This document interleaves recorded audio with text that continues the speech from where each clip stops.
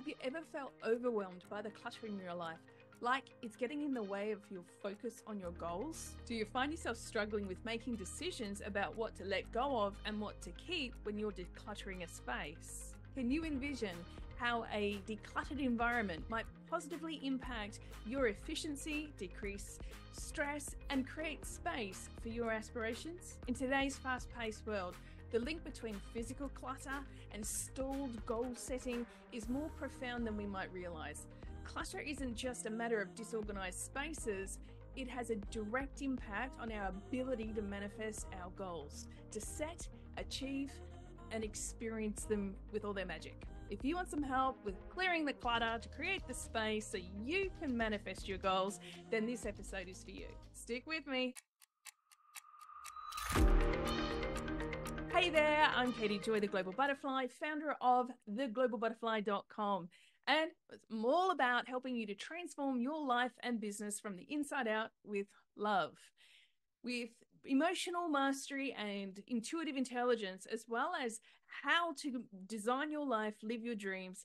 I actually specifically want to share with you today how to declutter so you can create the space to manifest your goals. Imagine for a moment stepping into a room filled with excess belongings, it's disarray and a lack of organization. The chaos around you isn't just visual noise. It's a mental barrier that obstructs your clarity and focus. Studies suggest that a cluttered environment can overwhelm the mind, making it challenging to set clear objectives and to stay on track.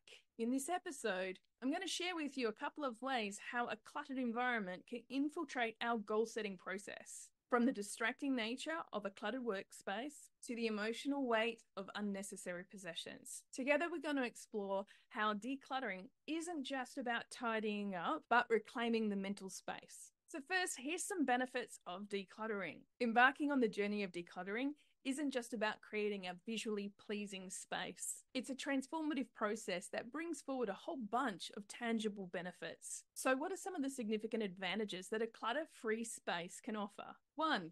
Increased efficiency. Picture a workspace devoid of unnecessary items and distractions. A clutter-free environment allows you to have a streamlined focus, to be able to put your attention on the tasks that are important to you without the distractions in the environment, allowing you to fulfill your responsibilities with ease. Number 2, reduce stress levels. Clutter is more than just physical stuff. It also means the mental clutter and clearing that as well. Clutter is more than just physical chaos. It contributes to mental clutter as well. Studies show a correlation between a cluttered environment and increased stress levels. By decluttering, you not only clear the physical space, but you also create the mental space, promoting a sense of calm and tranquility that directly translates to reduced stress. Feeling good. 3, enhance creativity and clarity. A clutter-free environment provides room for your mind to breathe and think more clearly. As you remove distractions and excess stimuli, you open the door to enhanced creativity, sharpening decision-making. It's not just about tidying up.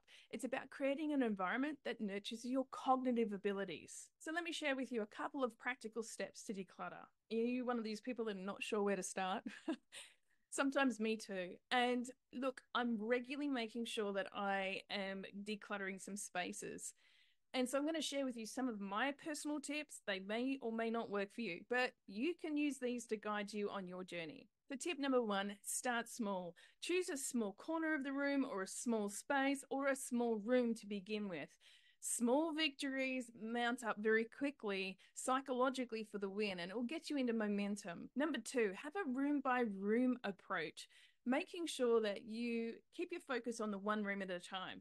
If you want to have a little extra hot tip on this one, I usually start in the rooms that have the cupboard space for me to be able to allocate storage. So things like your bathroom, the laundry, the linen closet, or maybe it is even the wardrobe or the walk-in room in your room. Something else that I like to do as well in this approach is making sure that I write down a list.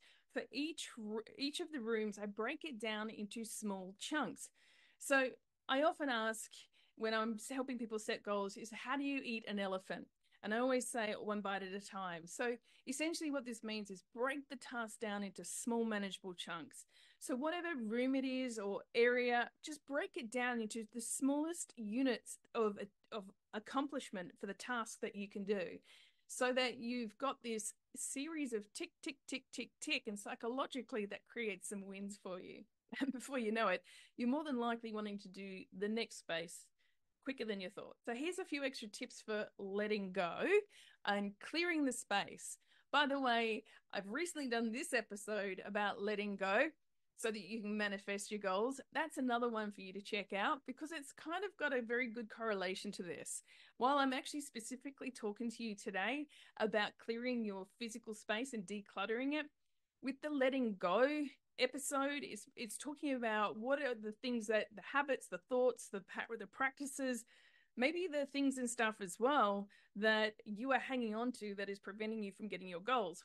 Here's the thing about the stuff in your space.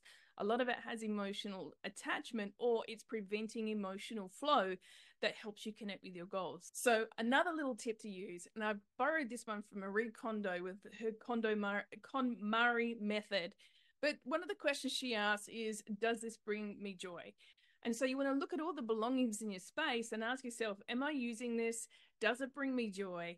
And is it, and the use of it might be regular or it might be seasonal. So you just need to work that out for yourself.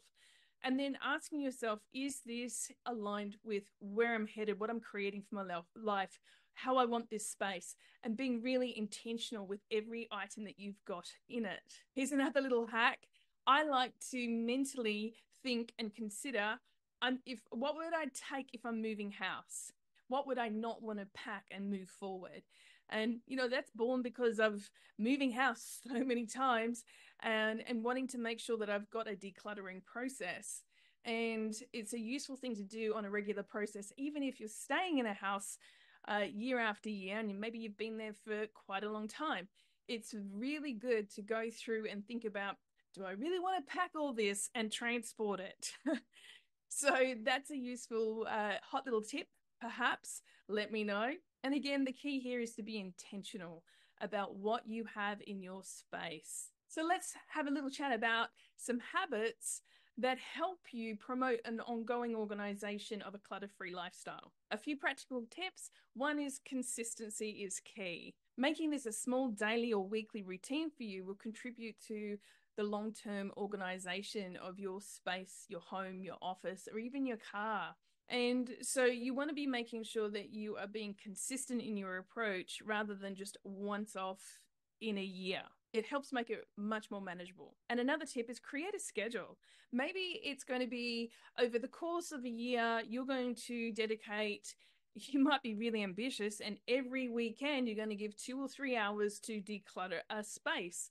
And that gives you 52 weekends. Or maybe you might want to do it once a month. And again, that's 12 weekends that you can select from for a 2 to 3 hour chunk of time to really go in and declutter. It might be a different space of routine and time for you, but whatever it is, it's got to work for you. And the key is being consistent and breaking it down, putting it in the schedule so that it is not an overwhelming time frame option to get into it. Instead, it's a small chunk of time that you're excited about. Another tip is to involve others. It might be your family, which is your most obvious one. Like, get them involved, get them included, and get them into the practice of this habit of organizing and decluttering so that you've got this great value system in your family unit. And if it's not family, maybe it's a roommate, or maybe you've got a good friend who might come over and help you with a couple of your decluttering times as well. And you could switch and help each other. It helps you get a little bit accountable when you've got someone who's got no bias to any emotionality around a thing and stuff that you've got. So you could use that one to help you be a little bit more strict in what you're going to keep and declutter more. And here's a big key one. Make sure that you celebrate your progress. Always focus on the progress, the gains that you make. Even if it's a drawer in the kitchen that you start with, I want you to go, yes, I did it. I decluttered it. And really focus on that. And then you might do the next drawer and then the next drawer. You might progress then to the pantry or the fridge. and then a small room, and then a bigger room. Or you might take a portion of a bigger room and focus on that one step at a time. But whatever it is, make sure you're celebrating and you're enjoying the process. So if you've really enjoyed this short episode to declutter and make space for your goals, then if you haven't already, please hit subscribe, hit like, and leave a comment down below. Which area of your home or your office are you going to start with first? Or how often do you declutter your space?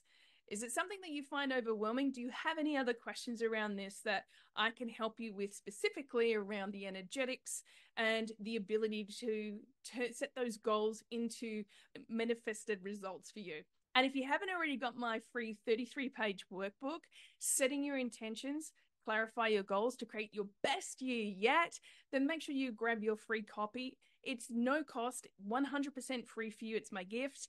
It's to help you get started with getting really clear on the goals that are very much personal to you.